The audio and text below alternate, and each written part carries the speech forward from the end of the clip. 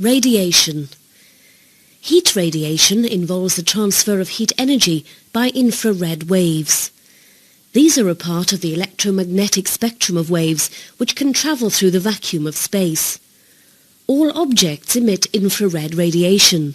The hotter the object, the greater the frequency and energy of the infrared radiation emitted. Warm objects can absorb and emit infrared radiation. If the temperature of the object is lower than that of its surroundings, it will absorb infrared radiation from its surroundings.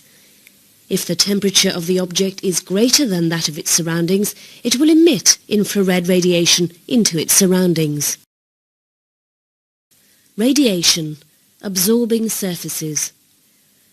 The amount of infrared radiation absorbed by a cold object depends upon the colour and nature of its surface. Dull or matte black surfaces are found to be the best absorbers of infrared radiation. Shiny, white or silver surfaces are poor absorbers of infrared radiation. The thermometer inside the container painted shiny black rises in temperature more slowly than the thermometer inside the container painted dull black.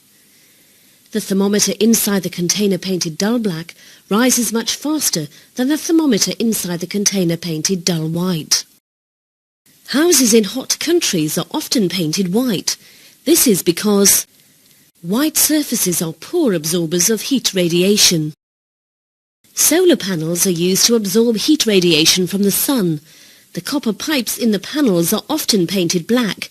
This is because black surfaces are good absorbers of infrared radiation. Radiation emitting surfaces.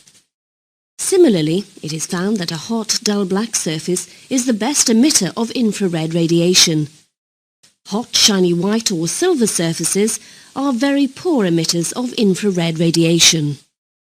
The pipes at the back of a refrigerator contain hot liquid.